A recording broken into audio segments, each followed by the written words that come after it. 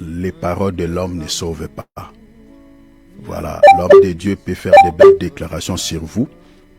Si ces déclarations ne sont pas soutenues par la parole de Dieu, et ce n'est que voilà, des paroles en l'air, parce que ça ne va rien produire dans votre vie.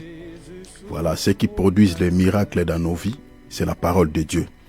Voilà pourquoi vous devez tout le temps avoir ce désir, cette soif d'entendre la parole de Dieu. Tout ce qu'on vous dise doit être vérifiable aux Saintes Écritures, parce que c'est la parole de Dieu qui nous bénit, c'est la parole de Dieu qui nous délivre, c'est la parole de Dieu qui nous sauve, c'est la parole de Dieu qui nous donne la vie éternelle.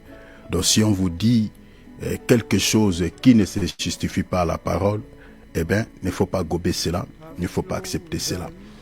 Voilà pourquoi nous, ici, nous sommes fondés, battus sur la parole. Donc, quand vous écoutez la parole, ayez toujours votre Bible à côté pour pouvoir vérifier tout ce qui est en train d'être dit ici. Si nous vous disons quelque chose qui ne se justifie pas à la parole, ne le croyez pas. Même si nous sommes amis, même si nous sommes je ne sais pas quoi, ne le croyez pas. Parce qu'on ne négocie pas avec les salis. On ne négocie pas. Voilà. Parce que celui qui était mort pour nous à la croix de Golgotha, ce n'est pas un homme, mais c'est le Seigneur Jésus-Christ. Alors nous devons avoir soif, ce désir d'entendre ce que le Seigneur dit au sujet de nos vies. Voilà. Nous ne sommes que des serviteurs inutiles, nous ne sommes que des canaux par lesquels le Seigneur passe pour vous dire un incidi, pour vous dire voilà ce qu'il veut pour vous. Alors, pour ceux qui sont connectés pour la toute première fois, si vous avez des problèmes, si vous avez des soucis et que vous entendez une solution de la part de Dieu, profitez pendant ce temps que nous allons passer ici dans la présence de Dieu. Donc priez avec nous, le Seigneur, sa main n'est pas courte pour sauver. Vous êtes malade, vous avez des problèmes, je ne sais pas, de santé, des problèmes d'embauche, vous avez des problèmes de loyer, vous avez des problèmes de finances, peu importe. Eh bien, le Seigneur est la solution à tous nos problèmes. Donc, il faut se rapprocher de lui parce qu'il dit dans sa parole, il peut sauver parfaitement ceux qui s'approchent de lui. En revanche, si vous ne vous approchez pas de lui, malgré votre état de situation, le Seigneur va vous regarder, eh bien, jusqu'à ce que vous allez se rapprocher. Il ne vous sauvera pas. Le Seigneur dit, Hébreux chapitre 7, verset 25, il peut sauver, il peut guérir, il peut délivrer, il peut accorder la solution. Employez tous les mots que vous voulez. La Bible dit à tout celui qui s'approche de lui. Le Seigneur est un patron, le Seigneur est un roi. Lui ne se rapproche pas des hommes, mais c'est les hommes qui vont vers lui. Parce que c'est nous qui sommes malheureux, le Seigneur n'est pas malheureux. Lui, il a toutes les solutions qui sont possibles. Donc si vous voulez être sauvé, vous voulez être délivré dans un domaine qui vous casse la tête, il faut faire un pas vers le Seigneur. Il faut se rapprocher vers Jésus. Et on se rapproche de Jésus, pas par des simples déclarations, mais par la prière. Par la prière. S'il y a quelque chose qui vous inquiète, eh bien, il faut prier. C'est comme ça qu'on se rapproche de Dieu. Il faut prier parce que c'est la seule voie par laquelle le Seigneur entre en contact avec nous pour nous accorder ce dont nous en avons besoin. Alors, si vous avez des problèmes, peu importe la distance, peu importe le pays où vous vous retrouvez, alors profitez pendant ce temps ici que nous allons prier, nous allons invoquer le nom du Seigneur, comme il a dit dans sa parole, là où deux, trois sont réunis en mon nom, pas au nom de quelqu'un d'autre, en son nom, il est au milieu d'eux. C'est-à-dire, peu importe la distance, sur le plan spirituel, le Seigneur nous voit dans un même endroit. Et la Bible dit, le Seigneur nous écoutera, le Seigneur nous exaucera. Donc, et seulement la foi, présente ta foi devant le Seigneur comme une assiette pour être servi de la solution dont vous cherchez sa face. Si vous traînez encore les pas et que vous n'avez pas encore donné votre vie au Seigneur Jésus-Christ, c'est le moment. C'est le moment. Pourquoi j'ai dit c'est le moment? Parce qu'après le temps, ce n'est, comme on dit, ce n'est plus le temps. Donc après le temps, ce n'est plus le temps.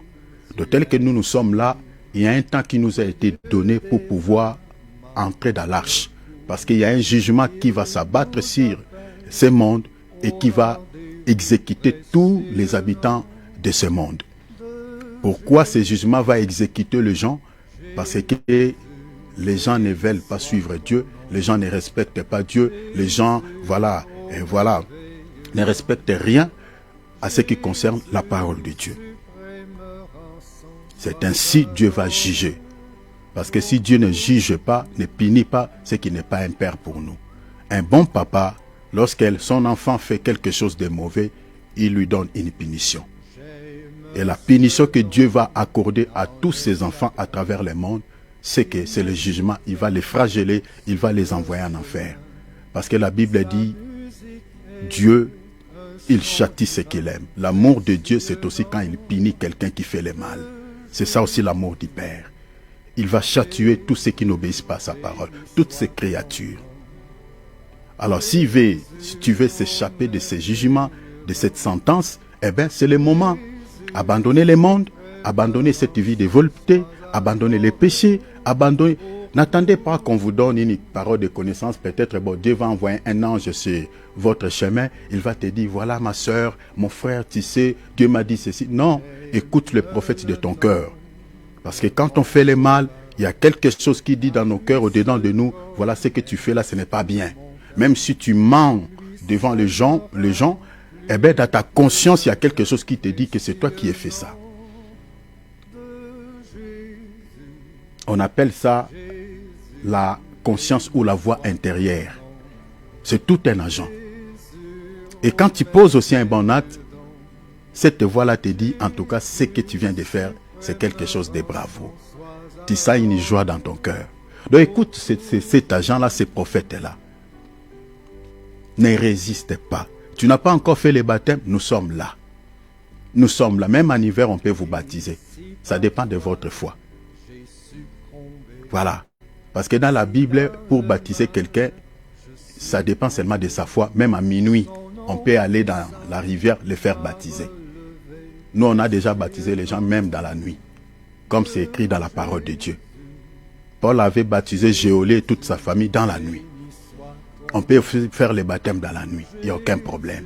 Il n'y a rien à foutre avec la sorcellerie. Parce que dans la Bible, les apôtres baptisaient aussi les gens, même la nuit. Même en hiver. Donc, acceptez Jésus-Christ dans votre vie comme Seigneur et Sauveur et acceptez également de se faire baptiser pour que vous deveniez enfants de Dieu conformément à la parole de Dieu comme il est écrit dans l'évangile de Jean, chapitre 1er, versets 11 à 13. Si vous n'êtes pas passé à cette étape, eh bien Dieu ne vous considère pas jusqu'à présent comme son enfant. Je parle selon la parole et non selon mes paroles, mais selon la Bible. La Bible dit à tous ceux qui l'ont reçu. Il faut d'abord croire à la parole. Recevoir Jésus aujourd'hui, c'est croire à la parole. Une parole authentique que nous prêchons ici. Pas un évangile qui est prêché dans des fausses confessions religieuses. Non, non. Croire à la bonne parole, à la sainte doctrine.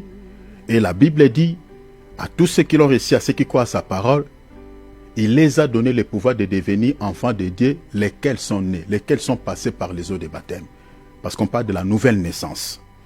Donc si vous êtes passé dans ces deux étapes, eh bien, vous allez devenir enfants de Dieu. Quand Dieu compte ses enfants sur la terre, il vous compte également. Quand Dieu bénit ses enfants sur la terre, il vous bénira également. Quand Dieu délivre ses enfants sur la terre, il va aussi vous accorder la délivrance dans les domaines qui vous inquiètent. Parce que Dieu ne sauve pas n'importe qui. Un païen, même s'il pleure comment, même si il pleurniche comment, tant qu'il n'est pas encore devenu enfant de Dieu, Dieu le regarde. Jusqu'à ce qu'il va donner sa vie à Jésus. Peut-être vous faites partie de ces gens. Vous n'avez pas encore ouvert totalement vos cœurs à Jésus. Vous priez, mais vous ne vous donnez pas entièrement au Seigneur. Il y a une partie de vous qui est encore dans le monde. Vous êtes encore Laodicée. Vous vous accrochez des deux côtés. Tantôt dans le Seigneur, tantôt dans le monde, un peu de sainteté, un peu de péché, un peu dans la lumière, un peu dans les ténèbres. Eh bien, là, ça inquiète le Seigneur. Dieu ne veut pas. Il a reproché les chrétiens de l'église de Laodicée à cause de ces doubles de vie. C'est-à-dire, elle s'accrochait des deux côtés. Si vous vous accrochez des deux côtés, il y a certaines choses que vous considérez comme péché, certaines choses selon vous et non selon la parole, parce qu'il y a certaines personnes qui disent comme ça. Donc moi, tout ce que tu dis là, bon, moi je ne suis, même si on vérifie dans la parole, il dit, bon, moi je ne suis pas d'accord avec vous, moi je crois à ma manière, il n'y a aucun problème, crois à ta manière. Refusez la parole, mais sauf que ton âme ne sera pas sauvée si tu rejettes la parole, parce que la vie est cachée dans la parole. Jean chapitre 5 verset 39. Vous sondez les Écritures parce que vous pensez de trouver en elles, la Bible dit, la vie éternelle. La vie éternelle, ce n'est pas ce que toi tu penses, mais c'est par rapport à la parole. Si tu crois à la parole, tu auras la vie. Si ce que nous disons ici est vérifiable dans la parole, tu auras la vie. Mais si tu crois à ta manière, tu n'auras pas la vie, parce que tes pensées ne te sauveront pas. C'est la parole de Dieu qui te sauvera. Voilà pourquoi tu dois placer tout ton cœur à la parole. Tu dois donner toute ta vie à Jésus pour que ton âme soit sauvée. Tu aimes trop ta chair, tu l'embellis, tu les nourris. Voilà. Tu fais tout pour ton corps. Mais un jour, il va te décevoir. Il deviendra la nourriture des asticots. Pas si longtemps. Parce que nous sommes des passagers. Que cela ne te fasse pas peur, mais c'est la réalité que tout le monde sait et tout le monde connaît. Tu te donnes trop. Tu refuses le jeûne. Tu refuses de se sacrifier alors que Dieu veut que tu lui donnes ta vie comme une offrande. Romains 12. Toi, tu penses que voilà l'argent que tu donnes pour soutenir l'œuvre. C'est bien, soutenir l'œuvre de Dieu financièrement. Nous avons besoin de l'argent pour faire avancer l'œuvre de Dieu. Mais ce n'est pas ça ce que Dieu veut de toi d'abord. Ce n'est pas ça. Dieu est le plus riche que tout le monde. Il ne manque rien. Ce que Dieu veut, l'offrande que Dieu attend de toi, que tu lui donnes ta vie entièrement. Romains chapitre 12, verset 1er. Notez ça. Je vous exhorte donc, frères, à offrir vos corps comme un sacrifice, à offrir vos corps, à offrir vos corps, à offrir vos corps. Ton corps là, Dieu en a besoin, que tu les donnes comme un sacrifice, comme une offrande. Le Seigneur dit, cette offrande doit posséder 3 critères. L'apôtre Paul dit, ça doit être saint. De 2, vivant. De 3, agréable à Dieu. Quand tu te donnes à Dieu comme une offrande, tu dois mener aussi une vie de sainteté. Quand tu te donnes à Dieu comme une offrande, tu dois également demeurer dans une vie sans péché. Parce que c'est le péché qui communique la mort dans nos vies. La Bible dit le salaire du péché, c'est la mort. C'est-à-dire quand tu te donnes à Dieu, Dieu va regarder, va recevoir ta vie comme une offrande vivante, propre, agréable. Quand on parle de quelque chose qui est agréable, c'est quelque chose qui dégage de bons parfums. C'est-à-dire ton offrande sera comme de l'encens qui va dégager de bons parfums aux yeux de Dieu. Prends une décision cette année 2026. Tu as fait beaucoup de bilans. Tu as regardé ce qui a été, ce qui n'a pas été l'année 2025. Et cette année, tu as pris une décision de pouvoir travailler dur pour réaliser ces projets. C'est bien, ce n'est pas mauvais. Dieu veut que tu puisses avancer, que tu prospères en tous égards. Mais n'oublie pas ta spiritualité. Parce que tu dois également faire le bilan par rapport à ta santé spirituelle. Est-ce que l'année 2025, la manière dont tu as vécu, si Dieu te pose une balance, si Dieu t'examine, ton bilan sera positif. Ton cœur sait combien de temps que tu as prié, combien de temps que tu as assisté aux réunions de prière, combien de temps que tu as consacré au Seigneur. Les 24 heures que Dieu te donne, tu consacres combien de temps par jour pour le Seigneur? Et tu consacres combien de temps à la chair? N'oubliez pas toutes les raisons que nous pouvons avoir en disant oui, moi je n'ai pas le temps, qu'est-ce que je peux faire? Je travaille dit, j'ai beaucoup de charges, j'ai beaucoup d'engagements. Le Seigneur me comprendra. Le Seigneur ne te comprendra pas. Tu te ressembles à Marthe qui pensait que voilà, le Seigneur allait la comprendre. Elle disait voilà, Seigneur, cela ne t'inquiète pas. je suis seul ici à la cuisine. Dis à ma sœur de pouvoir venir me seconder. Alors que sa sœur Marie, elle était au pied du Seigneur en train d'écouter la parole. Mais elle demandait au Seigneur que sa sœur arrête d'écouter, d'entendre la parole, qu'elle vienne à la cuisine pour l'aider. Le Seigneur dit, Marthe, Marthe, tu t'inquiètes pour beaucoup de choses. Ta sœur a choisi la bonne part, qui ne lui sera jamais enlevée, qui ne lui sera jamais ôtée. Ce que toi tu es en train de faire, un jour sera parti, sera enlevé. Tu partiras avec ça, nulle part, avec ta cuisine. Ici, c'est les femmes. Parce que les femmes, oh non, ce côté-là, bravo. Ça, c'est le bureau de toutes les femmes. Quand une femme prépare, quand elle est à la cuisine, il ne faut pas l'embêter. Sinon, tu vas recevoir un langage qui va gâter toute ta journée.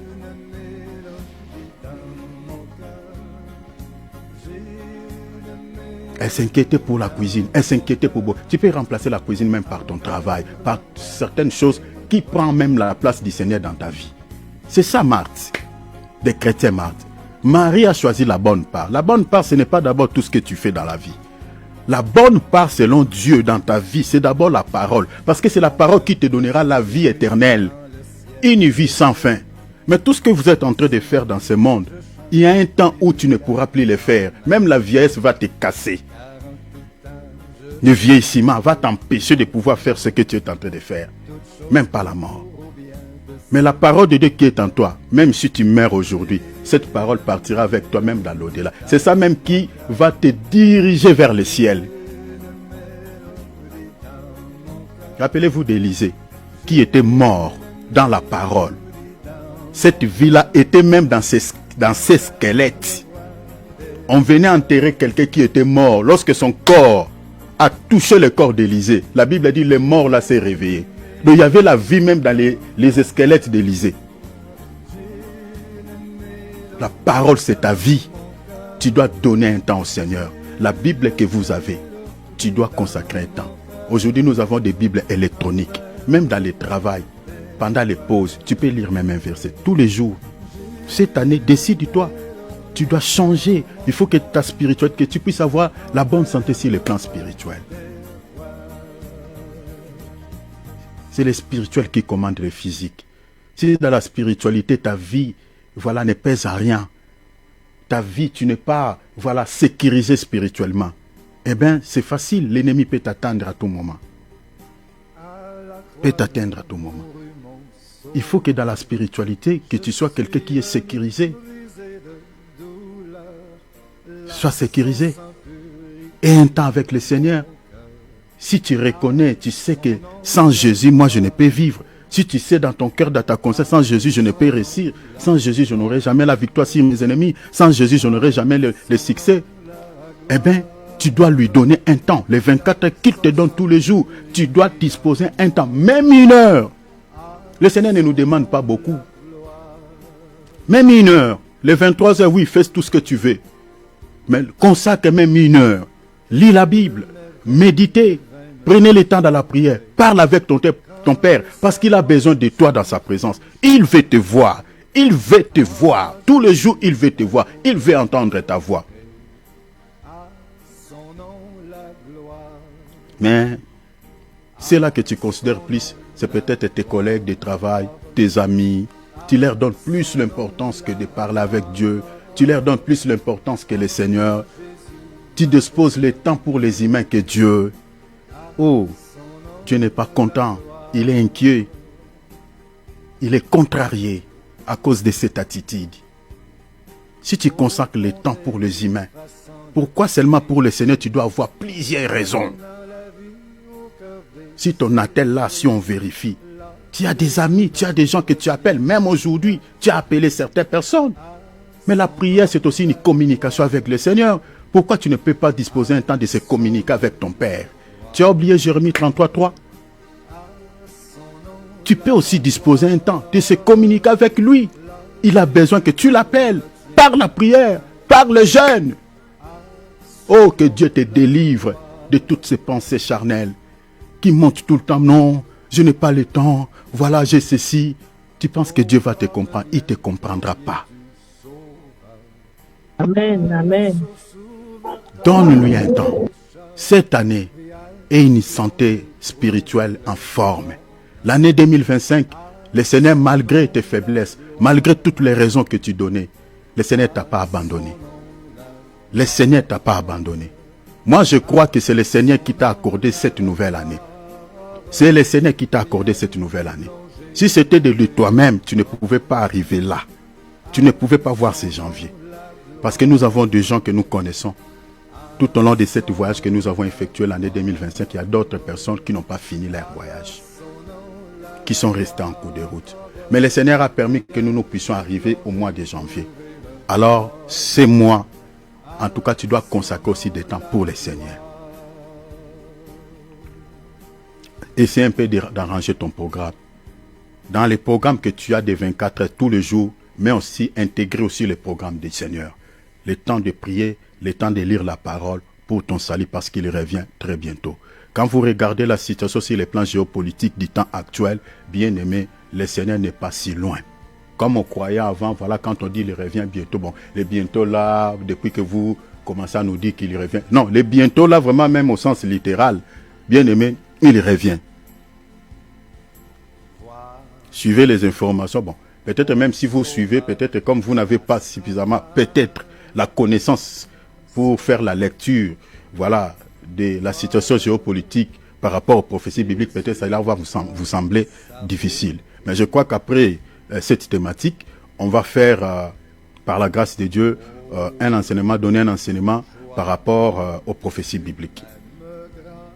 Mais si vous comprenez les prophéties, quand vous suivez les informations du temps actuel, vous allez comprendre que l'ère n'est plus à notre avantage. Le Seigneur est tout proche à la porte. Alors, j'ai fait cette petite exhortation pour pouvoir nous interpeller, pour pouvoir nous rappeler que le Seigneur revient très bientôt. Nous devons rester sur nos postes comme Habakkuk. Et restez sur votre poste, mais ne demeurez pas dans une maison qui est sur la terre. Habakkuk il dit, j'étais sur la tour. La tour, c'est une maison en hauteur. Une maison, on peut parler même une maison en étage. Vous savez, quand quelqu'un est sur une maison, habite sur une maison en étage, il a la possibilité de voir des choses de loin. Vous voyez? Donc, c'est-à-dire rester, que ta vie de prière reste dans un niveau très élevé. Vous voyez? Donc, ayez une spiritualité très élevée. C'est ça, rester demeurer dans une maison en hauteur. Parce que c'est cela qui te permettra de comprendre que oui, les dangers dont la Bible nous parle au sujet de ce monde, ce jugement-là est si proche. Parce que c'est dans la présence de Dieu que Dieu va te révéler beaucoup de choses. Alors, on va bénir Jésus. On va dire merci. On n'a rien à offrir au Seigneur en termes de matériel, en termes d'argent. On n'a rien à donner au Dieu.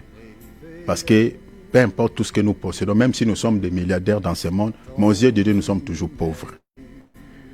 Nous sommes pauvres. Parce que la vie que Dieu nous donne, si on pouvait payer, en tout cas personne n'allait payer pour avoir la vie. Même Bill Gates ne pouvait pas payer. Même Jeff Bezos, ces milliardaires de ce monde, ne peuvent pas payer pour la vie que Dieu leur donne. Parce que nous sommes tous considérés aux yeux de Dieu comme des pauvres. Tout ce que Dieu attend de nous, c'est Psaume 150, verset 6. Le Seigneur dit que tout ce qui respire loue. Le Seigneur ne te dit pas donne-moi quelque chose, il dit loue. C'est tout ce que le Seigneur attend de nous. Les fruits de nos lèvres, l'offrande de louange. Bénis le Seigneur pour la vie qu'il te donne parce que c'est lui. C'est lui.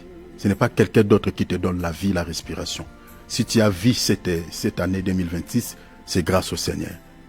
Alors, ouvrons nos micros, manifestons notre gratitude envers le Père. Donne-lui toute la gloire. Prions au nom de Jésus. Dieu élève ceux qui sont humbles, mais il résiste aux orgueilleux. Un orgueilleux, c'est celui qui s'en fiche de Dieu. Même s'il pêche, même s'il vit dans une vie de péché en outrance, il ne s'inquiète pas. Ça, c'est un hautain, c'est un orgueilleux aux yeux de Dieu. Et la Bible dit l'orgueil précède la chute. Le Seigneur, pour ceux qui sont orgueilleux, le Seigneur crève de tout, crève des embûches pour qu'ils y tombent. Ne sois pas un hautain, ne sois pas un orgueilleux. mais sois comme un enfant. Sois humble. Lisez Matthieu chapitre 18. Même ceux qui hériteront les ciels. Le Seigneur dit ceux qui sont devenus comme des petits enfants. Et si vous lisez ces passages, vous lisez les versets 1, 2, 3. Le Seigneur dit ceux qui ont le cœur qui se répand, ceux qui se répandent de leurs péchés, ceux qui se convertissent, ceux qui changent leurs attitudes. Change ton comportement, change ton attitude. Que cette année ne soit pas pareille à l'année passée. Que le Seigneur te voie chaque jour dans sa présence. Quand tu dors, tu te réveilles le matin. Avant de toucher quoi que ce soit, commencez d'abord à plier tes genoux. Humilie-toi, prie, mets-toi à genoux devant le Seigneur. Si tu te sens mal au genou, mets même ton oreiller. Bénis Dieu pour la vie qu'il t'a donnée. Bénis Dieu de t'avoir réveillé le matin. Bénis Dieu pour ta famille. Donne-lui toute la gloire. Humilie ton cœur devant Dieu. Sois humble, rapproche-toi de Dieu. Si tu as posé des actes qui n'honorent pas Dieu, répands-toi, répands-toi, répands-toi. Le Seigneur, dans son enseignement sur la prière de notre Père, il a fait mention de la prière de repentance. Il dit, Père, pardonne nos offenses. C'est-à-dire, c'est une étape de la prière. Même quand tu pries seul chez toi, tu dois t'examiner. Parce qu'il y a des péchés aussi inconscients. Des péchés que tu ne te rends plus compte que tu avais commis, ou tu avais lésé quelqu'un, ou tu avais, affligé le cœur de Dieu. Donc, on demande pardon devant le Seigneur pour les péchés conscients et pour les péchés inconscients. Si tu as aussi des problèmes avec les autres, tu dois chercher comment tu dois les réparer. Parce que le Seigneur dit avant de donner ton offrande, si tu te rends compte devant l'autel que tu as un problème avec quelqu'un, mets d'abord ton offrande à côté. Va d'abord réparer, va arranger. Le Seigneur ne veut pas que nous ayons des problèmes avec les gens. Le Seigneur ne veut pas. Un chrétien n'est pas quelqu'un qui vit en inimitié, en ennemi avec les autres. Tu dois revoir ta vie chrétienne. Ce chrétien-là, ne sera jamais agréable aux yeux de Dieu. Le Seigneur dit, si tu as des problèmes, va arranger. Alors répare avec le Seigneur. Si tu as des problèmes avec les autres, tu ne sais comment procéder, demande à Dieu aussi de l'aide. Qu'il t'aide à pouvoir chercher la paix, parce que la Bible dit, chercher la paix avec tous et la sanctification, sans laquelle personne ne verra le Seigneur. Mon frère, ma sœur, répare, s'il te plaît. Si dans ta conscience, il y a quelque chose qui te reproche, répare. Le Saint-Esprit est affligé, il est triste. L'apôtre Paul le dit, il dit, n'attristez pas le Saint-Esprit de Dieu qui est en vous. Mais à quel moment le Saint-Esprit peut être attristé? L'apôtre Paul a énuméré une liste de péchés. Quand on est dans l'amertume, quand on est dans l'inimosité, quand on vit dans la haine, quand on vit dans les mensonges, tout ça, c'est ça ce qui afflige le Saint-Esprit. Ephésiens chapitre 4, lisez le verset 30. Alors humilie-toi. Humilie-toi.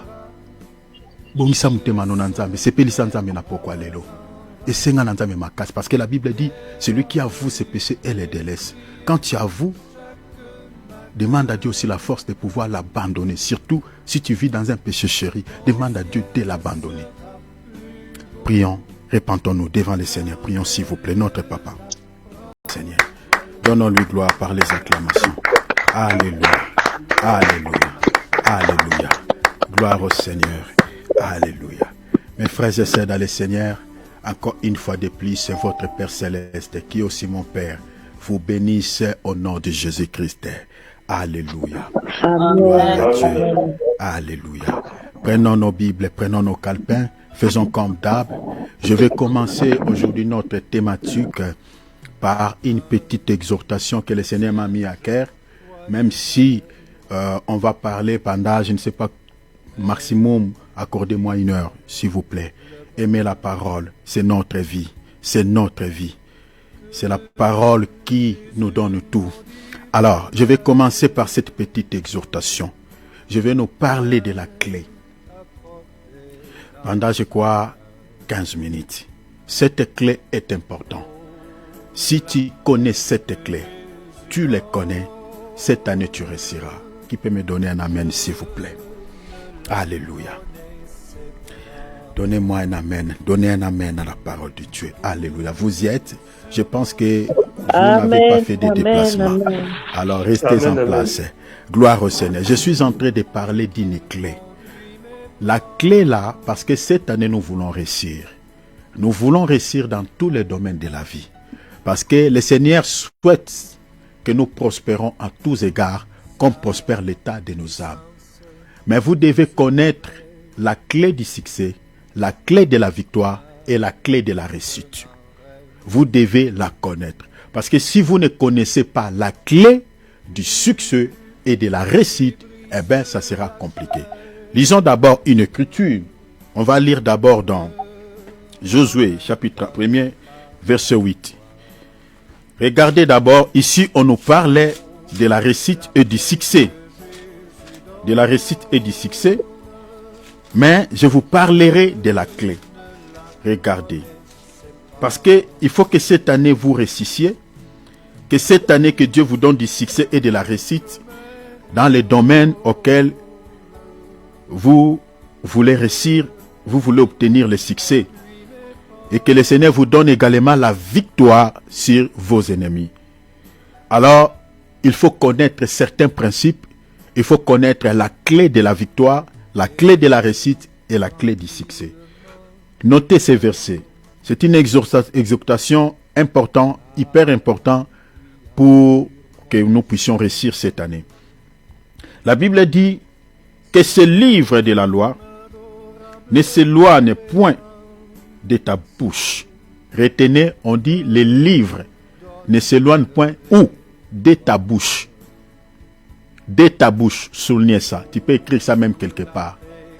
Les livres doivent être ou doivent se situer où? Dans ta bouche. Dans ta bouche. Donc quand on ouvre ta bouche, on doit voir les livres. Rappelez-vous d'Ézéchiel, pour que ce dernier ne prophétise sur les enfants d'Israël, le Seigneur lui avait donné un rouleau pour pouvoir l'avaler, de manger ce rouleau, d'avaler ça. Vous comprenez? Le rouleau là contenait les paroles de Dieu. Donc c'est-à-dire un chrétien doit avoir le rouleau, doit avoir la parole. Il faut que les livres, la parole de Dieu se retrouve où? Dans ta bouche, soulignez. La Bible dit, parce que je veux vous parler quelque chose dans une dimension un peu révélationnelle. Voilà. Alors, la Bible dit, maman Brasi, s'il vous plaît, maman, s'il vous plaît, mettez juste ton micro à mode silencieux, maman, pardon. Voilà, merci maman. Alors, ne s'éloigne point de ta bouche. Le Seigneur dit, médite-les jour et nuit. On ne dit pas lis ou lisez. La Bible dit la méditation. Quand on parle de la méditation, on fait référence de la concentration. Donc, c'est-à-dire vous devez vous concentrer. Je pense que, désolé, je vais fermer juste le micro de notre maman. Peut-être elle a fait un déplacement. Voilà. Ok, c'est bon. Pour éviter quelques bruits parasites qui peuvent gâter notre enregistrement. Merci. Alors, la Bible dit que ce livre ne s'éloigne point de ta bouche. C'est-à-dire quand le Seigneur vient, il vérifie toutes les bouches de ses enfants. Le Seigneur doit retrouver les livres, que les livres sont à l'intérieur de leur bouche. Garde les livres dans ta bouche. C'est-à-dire les livres dont on parle ici, ce n'est pas les livres au sens littéral, mais les livres en tant que la parole, en tant que l'évangile. L'évangile doit se situer où? Dans ta bouche, doit se retrouver dans ta bouche. Il faut que Dieu, lorsqu'il te dit ouvre ta bouche, Dieu retrouve la parole dans ta bouche. Dieu puisse voir dans ta parole, il y a les livres. La Bible dit tu dois les méditer. La Bible ne dit pas de lire, mais de méditer. Et comme je viens de dire, quand on parle de la méditation, on fait allusion à une attitude de concentration. Parce que tu ne peux pas méditer, tu médites la parole dans l'entretemps, vous êtes sur TikTok, là tu ne médites pas. Tu ne peux pas dire que voilà, je suis en train de méditer, dans l'entretemps tu regardes les théâtres ou les séries télévisées, là tu ne médites pas. La méditation implique la concentration. Cette concentration te permettra de pouvoir tirer une leçon spirituelle dans la méditation que vous êtes en train de faire. C'est-à-dire, vous devez détenir un calepin, un stylo, Parce que quand on fait une méditation, le Saint-Esprit qui est en toi peut te souffler quelque chose pendant que tu médites et puis tu peux les noter sur ton calepin. Médite-les. La Bible a dit jour et nuit, c'est-à-dire les 24 heures que Dieu te donne, tu ne peux les finir sans méditer la Bible. C'est une recommandation du Père. Tout celui qui obéit à cette recommandation, Dieu les bénit. Cette année-ci, l'année 2025, tu n'avais pas l'habitude de méditer la Bible que vous avez. Alors cette année, le Père te rappelle, il dit, ma fille, mon fils, tu dois avoir cette habitude de lire ma parole, de la méditer. Prenez le temps de méditer la parole. Médite le jour et nuit. Pourquoi le Seigneur parle ici? Il dit, pour agir fidèlement selon tout ce qui est écrit. La Bible ici se ressemble à un code de la route qui te permettra de savoir comment est-ce que tu dois te conduire dans ce monde qui est rempli de mauvaises choses. Donc c'est-à-dire, si vous n'avez pas l'habitude de méditer la parole, eh bien, tu ne sauras pas comment se diriger, tu ne pourras pas comment se conduire dans ce monde, et il te sera difficile de rester fidèle au Père. Parce que le Seigneur dit, la méditation te permettra de rester fidèle à lui. C'est-à-dire, même au moment des épreuves, tu ne peux pas, tu ne peux pas haïr Dieu ou voilà, rejeter le Seigneur. Vous comprenez? Parce que la fidélité ici implique, c'est-à-dire le respect, de rester, peu importe les situations ou les circonstances, tu restes constant, tu restes, voilà, fidèle à Dieu. Tu ne deviendras pas une femme infidèle parce que nous sommes épouses à Christ. Rappelez-vous, le Seigneur rappelle à sa femme, Smyrne, l'église de Smyrne, il dit, sois fidèle jusqu'à la mort, même au moment des épreuves. C'est-à-dire la fidélité dont on parle ici, que ce soit dans des moments difficiles, que ce soit dans les bonheurs, tu resteras fidèle à Christ. Et tout celui qui est fidèle à Jésus, il prie, il médite la parole, il marche dans la crainte du nom du Seigneur. Parce que tu ne peux pas dire que tu es fidèle à Christ si tu ne prends pas le temps de parler avec ton Père, si tu ne disposes pas un temps de prier, si tu ne médites pas la parole, si tu ne marches pas dans la crainte de son nom. De la fidélité ici implique toutes ces choses que je viens de citer. La Bible dit, pour agir fidèlement, selon tout ce qui est écrit, donc c'est la parole de Dieu, tu ne vivras pas comme un païen. Parce que tu as la connaissance de la parole. Et le Seigneur va maintenant, au fait, mettre à notre disposition une promesse, va attacher, voilà ce que je cherchais le mot, va attacher une promesse à ce qu'il dit ici. Quelle est cette promesse? Le Seigneur dit, car c'est alors que tu auras du succès dans toutes tes entreprises, c'est alors que tu réussiras. Il y a des gens qui veulent réussir cette année, qui veulent obtenir le succès cette année, mais le Seigneur ici nous explique la clé du succès et la clé de la réussite. Il dit c'est la parole.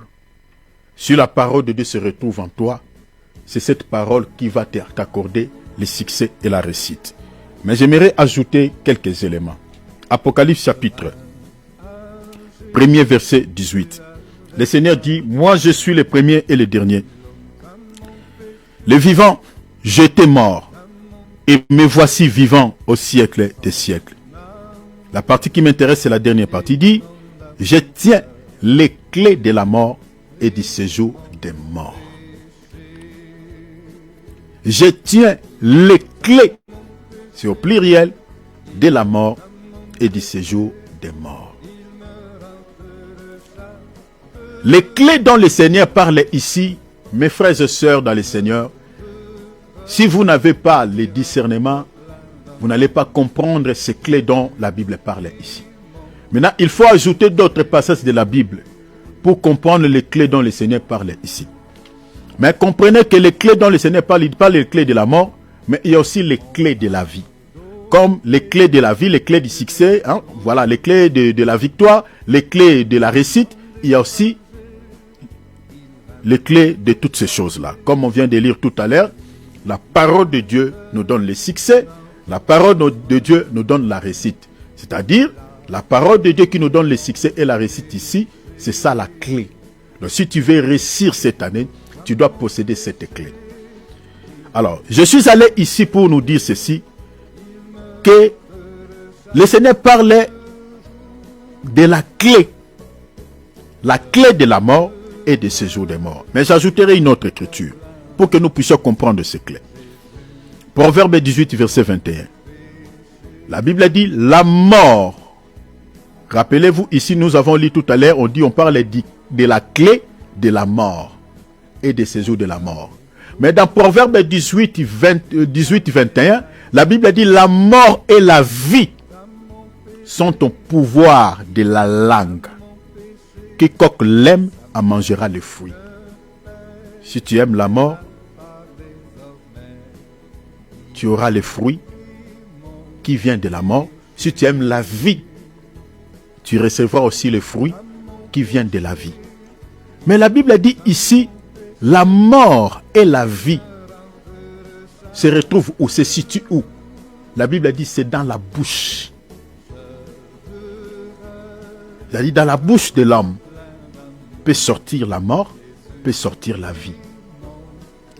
Donc la bouche ici, c'est ça la clé. C'est ça la clé. Parce qu'il faut comprendre que le Seigneur, il possède les clés, mais il nous donne aussi les clés. Si le Seigneur a le pouvoir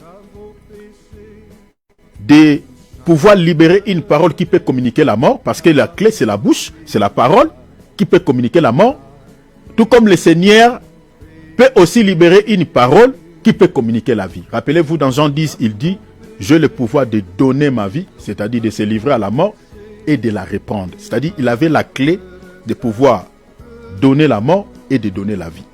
Mais cette clé, le Seigneur nous la donne également. Rappelez-vous d'Ézéchiel, si vous lisez Ézéchiel 37, il y avait la mort dans un lieu, il n'y avait pas la vie, il y avait des ossements desséchés, il y avait des corps sans vie, il y avait des cadavres. Le Seigneur dit à Ézéchiel, parle, utilise ta bouche comme une clé. Et non pour communiquer la mort parce qu'il y a déjà la mort, mais cette clé, tu vas l'utiliser pour communiquer la vie. Est-ce que vous voyez? Donc, c'est-à-dire, dans la bouche, nous avons la vie et nous avons aussi la mort. Vous remarquerez certaines mamans ou certains parents, en gros, qui ont libéré des paroles de la mort contre leurs enfants parce qu'ils avaient fait du mal. Vous allez voir que plus tard, ce qu'elles avaient dit, ça s'est accompli littéralement dans la vie de leurs enfants. Il y en a des parents qui sont lobeli mwana li lobali wa lobi ba tout autant na mutuka et puis li kama pe comme li mwana. Dans la bouche, il y a la vie, il y a la mort. Voilà pourquoi les parents doivent savoir parler à leurs enfants, même s'ils font du mal. À tes saluts au passe, même si ça te fait très mal. Tu dois demander à Dieu, Seigneur, donne-moi la maîtrise de soi. Parce que ça fait partie des fruits de l'esprit. Parce qu'il faut faire très attention, parce que sous la colère, si tu libères une parole qui peut communiquer la mort dans la vie de ton fils ou de ta fille, eh bien, cette parole s'accomplira. Et surtout qu'en tant que parent, ça va s'accomplir. Il faut faire très attention. La Bible dit la mort et la vie sont au pouvoir de la langue. Ça, j'ai parlé de manière littérale. Mais de manière spirituelle, la vie et la mort se trouvent dans la parole. La clé, c'est la parole. Regardez, je prends Ézéchiel, chapitre 37. On lira les versets 4 et 5. La Bible dit, il me dit. Qui dit à Ézéchiel, c'est l'Éternel. Prophétise, en d'autres termes, parle sur ces os, c'est-à-dire sur ces morts. Tu diras à ces morts, ossements desséchés, c'est-à-dire ces corps sans vie. On dit quoi? Écoute la parole de l'Éternel. Est-ce que vous voyez? Donc je suis allé ici pour nous dire que ce que Josué dit ici, que les livres de la loi ne s'éloignent point de ta bouche. C'est-à-dire dans la bouche d'un enfant de Dieu, on doit retrouver quoi? Les livres, la parole. Maintenant regardez Ézéchiel ici, il prophétise. Il dit aux ossements desséchés pour qu'il y ait la vie. Il dit aux morts, écoutez la parole. C'est lui qui parle. Mais puisqu'il y a la parole de Dieu dans sa bouche, puisqu'il y a les livres, il libère maintenant la parole de la vie conformément à la parole de l'Éternel. Il dit, écoute la parole de l'Éternel. Il dit, ainsi parle le Seigneur, l'Éternel, à ses os ou à ses morts. Voici ce que je vais faire venir sur vous un esprit et vous vivrez. Est-ce que vous voyez? Vous vivrez. Donc, Ézéchiel était en train de libérer une parole pour communiquer la vie aux morts, là où il y avait la mort. Mais cette parole-là, ce n'était pas sa parole, mais c'était la parole de l'Éternel qui se trouvait où? Dans sa bouche. C'est ça la clé. Parce qu'on dit quoi? Le Seigneur dit, je détiens les clés de la mort. Or, la vie et la mort sont où? Se retrouvent où? Dans la bouche, dans la parole. Parce qu'il faut comprendre que cette parole de Dieu que nous écoutons cordera les uns la vie et cordera également les autres la mort. Parce que l'enfer, c'est la mort éternelle. Est-ce que vous comprenez? C'est-à-dire, la vie et la mort sont au pouvoir de la langue. Mais dans cette langue-là, dans cette bouche-là, on retrouve quoi? La parole. Ézéchiel parle ici. Il dit, ce n'est pas ma parole. Il dit, la parole qui est dans ma bouche, la parole de l'Éternel. C'est ça ce que je suis en train de libérer.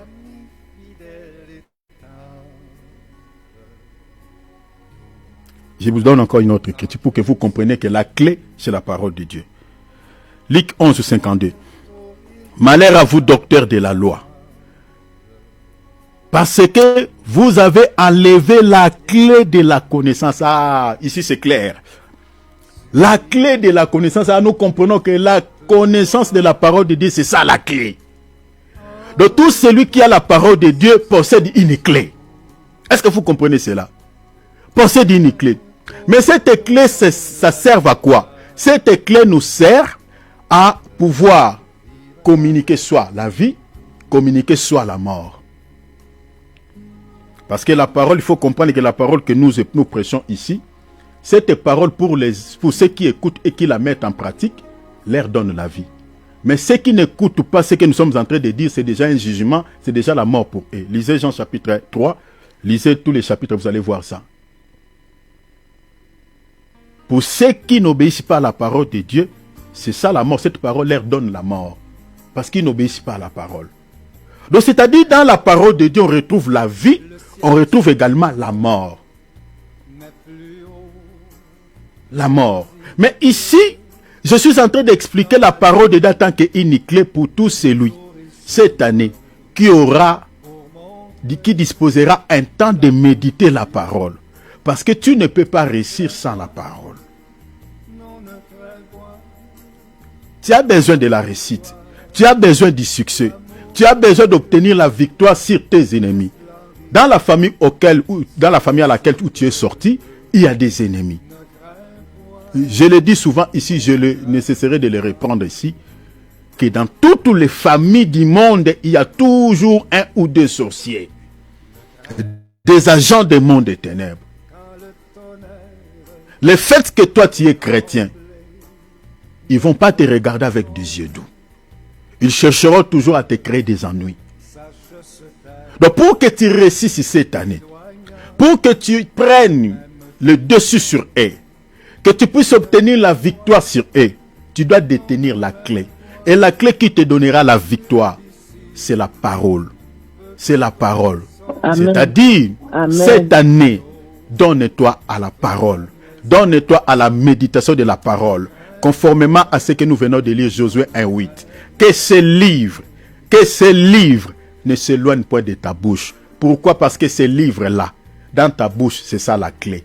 Parce que si tu pries sans la connaissance de la parole de Dieu, ta prière sera comme des bruits. Parce que ta prière n'est pas soutenue aux Écritures, n'est pas soutenue à la parole de Dieu. Dieu n'écoute pas nos paroles, nos mots, mais Dieu écoute sa parole. Une prière qui est soutenue par les Écritures, une prière qui est soutenue par les promesses de Dieu, c'est cette prière-là que Dieu exauce. Apprenez à lire la parole, à connaître la parole pour bien prier, pour bien demander les choses à Dieu, pour bien combattre sur le plan spirituel, pour bien chercher la délivrance, pour bien chercher la guérison. Parce que si tu n'as pas la connaissance de la parole de Dieu, eh bien, ça sera compliqué pour que tu puisses vaincre dans les combats spirituels, pour que tu puisses être délivré, pour que tu puisses obtenir la bénédiction dont tu cherches auprès de Dieu, pour que les promesses de Dieu s'accomplissent dans ta vie. Ça sera compliqué parce que tu n'as pas la clé. Tu dois détenir la clé. La clé dépasse partout. La parole de Dieu est une clé de passe-partout. Même si les choses sont bloquées dans ta vie, même si le sorcier bloque certains domaines dans ta vie, mais si tu utilises bien ces clés, tu sais bien manipuler cette clé. Lorsque tu pries, lorsque tu jeûnes, tu rappelles à Dieu ses promesses. Vous comprenez? Rappeler à Dieu ses promesses dans sa parole, c'est ça manipuler la clé. Si tu sais bien chercher le verset biblique, le verset où lorsque Dieu attend ces versets, il dit, hey, ma fille m'a eu. Ma fille m'a eu. Là, vraiment, je ne peux résister. Vraiment, il m'a tenu par le cou. Là, Dieu ne saura plus quoi faire. Il sera obligé de pouvoir t'accorder la chose ou la délivrance dont tu es en train de chercher auprès de lui. Parce que tu l'as rappelé. Rappelez-vous de Moïse, dans les déserts. Lorsque Dieu voulait frapper, exterminer les enfants d'Israël, Moïse a rappelé à Dieu sa parole. Il dit, mais c'est écrit que tu es miséricordieux. Tu es un Dieu compatissant. Mais si tu les extermines, tu les avais fait sortir de l'Égypte pour les amener au pays des Canaan. Alors tu es un Dieu miséricorde. Où est partie ta miséricorde? Où est parti l'amour que tu as pour ton peuple? Lorsque Dieu a entendu cela, Dieu est devenu faible. Mais bien aimé, laisse-moi nous dire, Dieu est faible devant sa parole. Amen, amen. Dieu est faible. Si tu veux affaiblir Dieu, rappelle à Dieu seulement ses promesses. Et tu verras que Dieu n'aura pas d'autre choix. Il dit, ça c'est ma parole. Je dois l'accomplir dans la vie de ma fille. Mais si tu n'as pas la connaissance, toutes les paroles que les hommes de Dieu ont libérées sur ta vie au début de cette année, dans des réveillons, ceux qui étaient dans des réveillons. Toi, tu penses que voilà, ces paroles vont s'accomplir comme ça. Non. Tu dois entrer maintenant dans les principes. Parmi les principes ici, tu dois connaître la parole de Dieu. Parce que c'est ça ta clé. La Bible dit que cela ne s'éloigne pas point de ta bouche. Parce que quand tu commences à prier, tu libères dans ta bouche, tu rappelles à Dieu ses promesses. La Bible dit, c'est alors que tu réussiras. C'est alors que tu auras du succès cette année. Tu ne peux réussir sans la parole. Tu ne peux obtenir le succès sans la parole. Tu ne peux obtenir la victoire sur le sorcier de votre famille sans la parole. La parole de Dieu, c'est la clé. La clé qui nous donne la victoire, le succès, la réussite, la délivrance. Cherchez à connaître la parole. Dispose un temps de lire la parole, de méditer et de la comprendre. Parce que c'est la clé. C'est une clé pour toi. Voilà ce que je voulais partager comme une exhortation pour nous maintenant. Alors, il me reste 30 minutes. Je vais parler de mon sujet que j'ai préparé aujourd'hui. Comme vous le savez bien, nous sommes en train de partager sur l'observation. Notre grand thème d'abord, notre thème majeur, tout ce qu'il faut savoir sur la sainte doctrine et les fausses doctrines qui conduisent des âmes en enfer. Et nous avons comme sous-thème l'observation des fêtes païennes dédiées à l'ère Dieu et les fêtes juives dans la grâce. C'est ça notre sous-thème que nous sommes en train de développer parce que chaque année, nous avons pas mal de fêtes à fêter. Alors, les chrétiens qui ne comprennent pas trop bien cette notion de fête, ils se laissent emballer dans toutes les fêtes que le monde nous propose. Alors que si vous lisez les origines des fêtes dans la Bible, ou l'origine des fêtes, vous allez comprendre que les fêtes, quand on parle des fêtes dans la Bible, sont liées au culte. Il n'existe aucune fête qui ne soit célébrée sans qu'il y ait un destinataire, sans qu'il y ait quelqu'un qu'on est en train de dédier cette fête. Selon la parole de Dieu, les fêtes sont dédiées aux hommes et puis aux divinités, aux dieux. Donc c'est-à-dire quand vous entendez une fête, quand le monde célèbre une fête, mes bien-aimés, avant de célébrer cette fête, vous devez d'abord connaître l'origine de cette fête, qui est celui qui est honoré, à qui on dédie cette fête, vous devez connaître les destinataires. Parce que vous allez adorer Satan, vous allez rendre un culte à Satan sans le savoir. Parce que chaque année, nous avons pas mal de fêtes. Comme nous avons commencé cette nouvelle année, à partir du mois de février ici, on aura déjà une fête qu'on appelle fête de Saint-Valentin. Et cette fête-là oblige à tous les amoureux de pouvoir s'habiller rouge. Il y a des gens qui se laissent emballer dans cette fête. Ils célèbrent cette fête sans connaître l'origine de cette fête. Pourquoi cette fête est célébrée seulement le 14 février? Pourquoi on s'habille rouge? Beaucoup de gens ne se donnent pas le temps de pouvoir connaître quelques détails au sujet de cette fête. Alors que dans la Bible, les fêtes ont toujours eu des destinataires. Les fêtes sont toujours liées au culte, à l'honneur de quelqu'un, qui peut être une personne en chair et en os, tout comme un dieu ou une divinité, si vous voulez. Alors, l'exemple que je vous ai donné tout à l'heure, la fête par exemple de Saint-Valentin. Quand on parle de Saint-Valentin, c'est le nom d'un homme. C'est le nom de quelqu'un, d'un monsieur.